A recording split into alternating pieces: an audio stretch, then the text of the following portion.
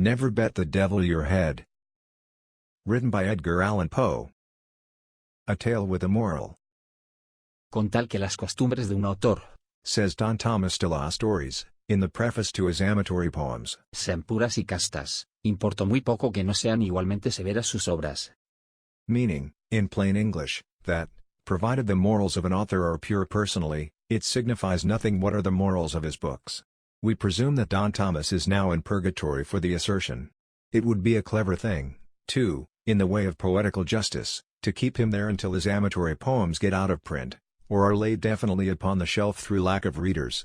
Every fiction should have a moral, and, what is more to the purpose, the critics have discovered that every fiction has. Philip Melanchthon, some time ago, wrote a commentary upon the Batrachomyomachia, and proved that the poet's object was to excite a distaste for sedition. Pierre Lausanne, going a step farther, shows that the intention was to recommend to young men temperance in eating and drinking.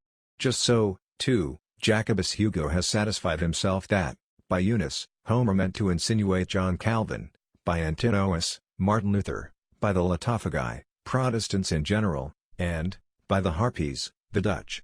Our more modern scholiasts are equally acute. These fellows demonstrate a hidden meaning in the antediluvians, a parable in Powhatan, new views in Cock-Robin, and transcendentalism in Hop-o'-my-Thumb. In short, it has been shown that no man can sit down to write without a very profound design. Thus to authors in general much trouble is spared. A novelist, for example, need have no care of his moral. It is there. That is to say, it is somewhere. And the moral and the critics can take care of themselves. When the proper time arrives, all that the gentleman intended, and all that he did not intend, will be brought to light, in the Dial, or the Downeaster, together with all that he ought to have intended, and the rest that he clearly meant to intend. So that it will all come very straight in the end. There is no just ground, therefore, for the charge brought against me by certain ignoramuses, that I have never written a moral tale, or, in more precise words, a tale with a moral. They are not the critics predestined to bring me out, and develop my morals. That is the secret. By and by the North American quarterly humdrum will make them ashamed of their stupidity. In the meantime, by way of staying execution, by way of mitigating the accusations against me, I offer the sad history appended. A history about whose obvious moral there can be no question whatever, since he who runs may read it in the large capitals which form the title of the tale. I should have credit for this arrangement. A far wiser one than that of La Fontaine and others, who reserve the impression to be conveyed until the last moment, and thus sneak it in at the fag end of their fables. De functi injuria ne afficiantur Was a law of the 12 tables, and de mortui senil nisi bonum is an excellent injunction. Even if the debt in question be nothing but dead small beer. It is not my design, therefore, to vituperate my deceased friend, Toby Dammit. He was a sad dog, it is true, and a dog's death it was that he died, but he himself was not to blame for his vices. They grew out of a personal defect in his mother. She did her best in the way of flogging him while an infant. For duties to her well-regulated mind were always pleasures, and babies, like tough steaks, or the modern Greek olive trees, are invariably the better for beating. But, poor woman, she had the misfortune to be left-handed, and a child flogged left-handedly had better be left unflogged. The world revolves from right to left. It will not do to whip a baby from left to right. If each blow in the proper direction drives an evil propensity out, it follows that every thump in an opposite one knocks its quota of wickedness in. I was often present at Toby's chastisements, and, even by the way in which he kicked, I could perceive that he was getting worse and worse every day. At last I saw, through the tears in my eyes, that there was no hope of the villain at all, and one day when he had been cuffed until he grew so black in the face that one might have mistaken him for a little African, and no effect had been produced beyond that of making him wriggle himself into a fit, I could stand it no longer, but went down upon my knees forthwith, and, uplifting my voice, made prophecy of his ruin. The fact is that his precocity and vice was awful. At 5 months of age he used to get into such passions that he was unable to articulate. At 6 months, I caught him gnawing a pack of cards. At 7 months he was in the constant habit of catching and kissing the female babies. At 8 months he peremptorily refused to put his signature to the temperance pledge. Thus he went on increasing in iniquity, month after month, until, at the close of the first year, he not only insisted upon wearing mustaches, but had contracted a propensity for cursing and swearing, and for backing his assertions by bets. Through this latter most ungentlemanly practice, the ruin which I had predicted to Toby Dammit overtook him at last. The fashion had grown with his growth and strengthened with his strength, so that, when he came to be a man, he could scarcely utter a sentence without interlarding it with a proposition to gamble. Not that he actually laid wagers. No. I will do my friend the justice to say that he would as soon have laid eggs. With him the thing was a mere formula. Nothing more. His expressions on this head had no meaning attached to them whatever. They were simple if not altogether innocent expletives. Imaginative phrases wherewith to round off a sentence. When he said "I'll bet you so and so," nobody ever thought of taking him up, but still I could not help thinking it my duty to put him down. The habit was an immoral one, and so I told him. It was a vulgar one, this I begged him to believe. It was discountenanced by society. Here I said nothing but the truth. It was forbidden by Act of Congress. Here I had not the slightest intention of telling a lie. I remonstrated. But to no purpose. I demonstrated. In vain. I entreated. He smiled. I implored. He laughed. I preached. He sneered. I threatened. He swore. I kicked him. He called for the police. I pulled his nose. He blew it, and offered to bet the devil his head that I would not venture to try that experiment again. Poverty was another vice which the peculiar physical deficiency of Dammit's mother had entailed upon her son. He was detestably poor, and this was the reason, no doubt, that his expletive expressions about betting seldom took a pecuniary turn. I will not be bound to say that I ever heard him make use of such a figure of speech as "I'll bet you $1." It was usually "I'll bet you what you please," or "I'll bet you what you dare," or "I'll bet you a trifle," or else, more significantly still, "I'll bet the devil my head." This latter form seemed to please him best. Perhaps because it involved the least risk. For Dammit had become excessively parsimonious. Had anyone taken him up, his head was small, and thus his loss would have been small too. But these are my own reflections and I am by no means sure that I am right in attributing them to him. At all events the phrase in question grew daily in favor, notwithstanding the gross impropriety of a man betting his brains like banknotes. But this was a point which my friend's perversity of disposition would not permit him to comprehend. In the end, he abandoned all other forms of wager, and gave himself up to "I'll bet the devil my head," with a pertinacity and exclusiveness of devotion that displeased not less than it surprised me. I am always displeased by circumstances for which I cannot account. Mysteries force a man to think, and so injure his health. The truth is, there was something in the air with which Mr. Dammit was wont to give utterance to his offensive expression. Something in his manner of enunciation, which at first interested, and afterwards made me very uneasy. Something which, for want of a more definite term at present, I must be permitted to call queer, but which Mr. Coleridge would have called mystical, Mr. Kant pantheistical, Mr. Carlyle twistical, and Mr. Emerson hyperquisitistical. I began not to like it at all. Mr. Dammit's soul was in a perilous state. I resolved to bring all my eloquence into play to save it. I vowed to serve him as St. Patrick, in the Irish Chronicle, is said to have served the toad. That is to say, awaken him to a sense of his situation. I addressed myself to the task forthwith. Once more I betook myself to remonstrance. Again I collected my energies for a final attempt at expostulation. When I had made an end of my lecture, Mr. Dammit indulged himself in some very equivocal behavior. For some moments he remained silent, merely looking me inquisitively in the face. But presently he threw his head to one side, and elevated his eyebrows to a great extent. Then he spread out the palms of his hands and shrugged up his shoulders. Then he winked with the right eye. Then he repeated the operation with the left.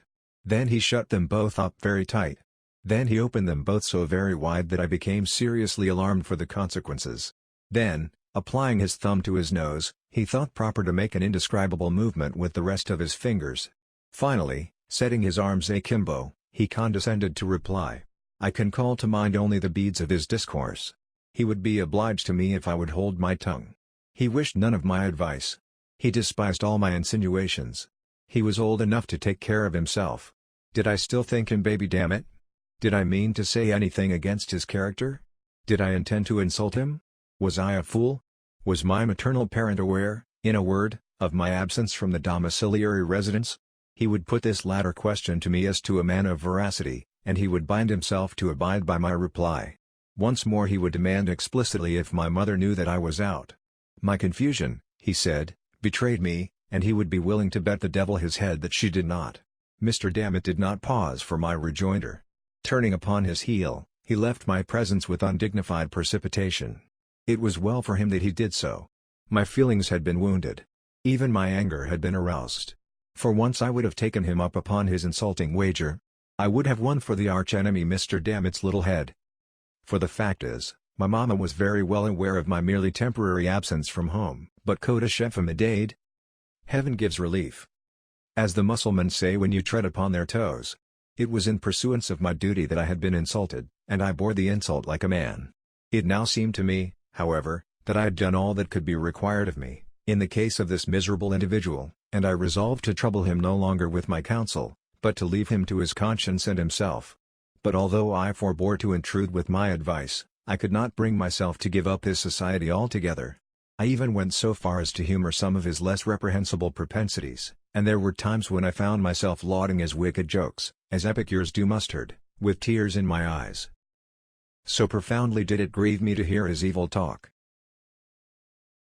One fine day, having strolled out together, arm in arm, our route led us in the direction of a river. There was a bridge, and we resolved to cross it. It was roofed over, by way of protection from the weather, and the archway, having but few windows, was thus very uncomfortably dark. As we entered the passage, the contrast between the external glare and the interior gloom struck heavily upon my spirits. Not so upon those of the unhappy Dammit, who offered to bet the devil his head that I was hipped. He seemed to be in an unusual good humor. He was excessively lively. So much so that I entertained I know not what of uneasy suspicion. It is not impossible that he was affected with the transcendentals. I am not well enough versed, however, in the diagnosis of this disease to speak with decision upon the point, and unhappily there were none of my friends of the dial present. I suggest the idea, nevertheless, because of a certain species of austere Merry Andrewism which seemed to beset my poor friend, and caused him to make quite a tomfool of himself. Nothing would serve him but wriggling and skipping about under and over everything that came in his way, now shouting out, and now lisping out, all manner of odd little and big words, yet preserving the gravest face in the world all the time. I really could not make up my mind whether to kick or to pity him. At length, having passed nearly across the bridge, we approached the termination of the footway, when our progress was impeded by a turnstile of some height. Through this I made my way quietly, pushing it around as usual. But this turn would not serve the turn of Mr. Dammit. He insisted upon leaping the stile, and said he could cut a pigeon wing over it in the air. Now this, conscientiously speaking, I did not think he could do. The best pigeon winger over all kinds of style was my friend Mr. Carlyle, and as I knew he could not do it, I would not believe that it could be done by Toby Dammit. I therefore told him, in so many words, that he was a braggadocio, and could not do what he said. For this I had reason to be sorry afterward.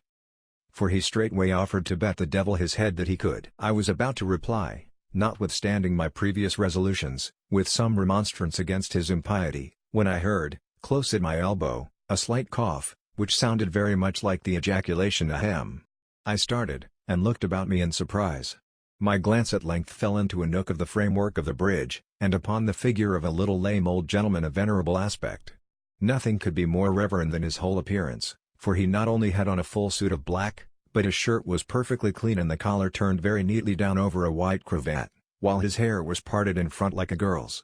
His hands were clasped pensively together over his stomach, and his two eyes were carefully rolled up into the top of his head. Upon observing him more closely, I perceived that he wore a black silk apron over his small clothes, and this was a thing which I thought very odd. Before I had time to make any remark, however, upon so singular a circumstance, he interrupted me with a second ahem. To this observation I was not immediately prepared to reply. The fact is, remarks of this laconic nature are nearly unanswerable. I have known a quarterly review nonplussed by the word fudge. I am not ashamed to say, therefore, that I turned to Mr. Dammit for assistance. "Dammit," said I. "what are you about? Don't you hear? The gentleman says ahem." I looked sternly at my friend while I thus addressed him, for, to say the truth, I felt particularly puzzled, and when a man is particularly puzzled he must knit his brows and look savage, or else he is pretty sure to look like a fool. "Dammit," observed I. Although this sounded very much like an oath, than which nothing was further from my thoughts. "Dammit," I suggested. "the gentleman says ahem." I do not attempt to defend my remark on the score of profundity. I did not think it profound myself, but I have noticed that the effect of our speeches is not always proportionate with their importance in our own eyes, and if I had shot Mr. D through and through with a pigsand bomb, or knocked him in the head with the poets and poetry of America, He could hardly have been more discomfited than when I addressed him with those simple words. Dammit, what are you about? Don't you hear? The gentleman says ahem. You don't say so? Gasped he at length, after turning more colors than a pirate runs up, one after the other, when chased by a man of war. Are you quite sure he said that? Well, at all events I am in for it now, and may as well put a bold face upon the matter. Here goes, then. Ahem. At this the little old gentleman seemed pleased.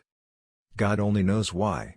He left his station at the nook of the bridge, limped forward with a gracious air, took Dammit by the hand and shook it cordially, looking all the while straight up in his face with an air of the most unadulterated benignity which it is possible for the mind of man to imagine. I am quite sure you will win it, Dammit, said he, with the frankest of all smiles. But we are obliged to have a trial, you know, for the sake of mere form.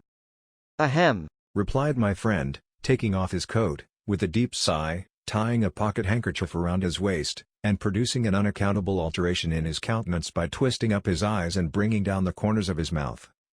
Ahem. And, ahem, said he again, after a pause, and not another word more than ahem. Did I ever know him to say after that? Aha! Thought I, without expressing myself aloud. This is quite a remarkable silence on the part of Toby Dammit, and is no doubt a consequence of his verbosity upon a previous occasion. One extreme induces another. I wonder if he has forgotten the many unanswerable questions which he propounded to me so fluently on the day when I gave him my last lecture? At all events, he is cured of the transcendentals. Ahem. Here replied Toby, just as if he had been reading my thoughts, and looking like a very old sheep in a reverie. The old gentleman now took him by the arm, and led him more into the shade of the bridge, a few paces back from the turnstile. My good fellow, said he, I make it a point of conscience to allow you this much run. Wait here till I take my place by the stile, so that I may see whether you go over it handsomely, and transcendentally, and don't omit any flourishes of the pigeon wing. A mere form, you know. I will say 1, 2, 3, and away, mind you, start at the word away. Here he took his position by the stile, paused a moment as if in profound reflection, then looked up and, I thought, smiled very slightly, then tightened the strings of his apron, then took a long look at Dammit, and finally gave the word as agreed upon. 1, 2, 3, and away. Punctually at the word away, my poor friend set off in a strong gallop. The stile was not very high, like Mr. Lord's, nor yet very low, like that of Mr. Lord's reviewers, but upon the whole I made sure that he would clear it. And then what if he did not? Ah, that was the question. What if he did not? What right, said I, had the old gentleman to make any other gentleman jump? The little dot and carry one. Who is he? If he asks me to jump, I won't do it, that's flat, and I don't care who the devil he is. The bridge, as I say, was arched and covered in a very ridiculous manner, and there was a most uncomfortable echo about it at all times. An echo which I never before so particularly observed as when I uttered the 4 last words of my remark, but what I said, or what I thought, or what I heard, occupied only an instant. In less than 5 seconds from his starting, my poor Toby had taken the leap. I saw him run nimbly, and spring grandly from the floor of the bridge, cutting the most awful flourishes with his legs as he went up. I saw him high in the air, pigeon-winging it to admiration just over the top of the stile, and of course I thought it an unusually singular thing that he did not continue to go over. But the whole leap was the affair of a moment, and, before I had a chance to make any profound reflections, down came Mr. Dammit on the flat of his back, on the same side of the stile from which he had started. At the same instant I saw the old gentleman limping off at the top of his speed, having caught and wrapped up in his apron something that fell heavily into it from the darkness of the arch just over the turnstile. At all this I was much astonished, but I had no leisure to think, for Dammit lay particularly still, and I concluded that his feelings had been hurt, and that he stood in need of my assistance. I hurried up to him and found that he had received what might be termed a serious injury. The truth is, he had been deprived of his head, which after a close search I could not find anywhere, so I determined to take him home and send for the homeopathists. In the meantime a thought struck me, and I threw open an adjacent window of the bridge, when the sad truth flashed upon me at once. About 5 feet just above the top of the turnstile, and crossing the arch of the footpath so as to constitute a brace, there extended a flat iron bar, lying with its breadth horizontally, and forming one of a series that served to strengthen the structure throughout its extent. With the edge of this brace it appeared evident that the neck of my unfortunate friend had come precisely in contact. He did not long survive his terrible loss. The homeopathists did not give him little enough physic, and what little they did give him he hesitated to take. So in the end he grew worse, and at length died, a lesson to all riotous livers. I bedewed his grave with my tears, worked a bar sinister on his family escutcheon, and, for the general expenses of his funeral, sent in my very moderate bill to the Transcendentalists. The scoundrels refused to pay it, so I had Mr. Dammit dug up at once, and sold him for dog's meat.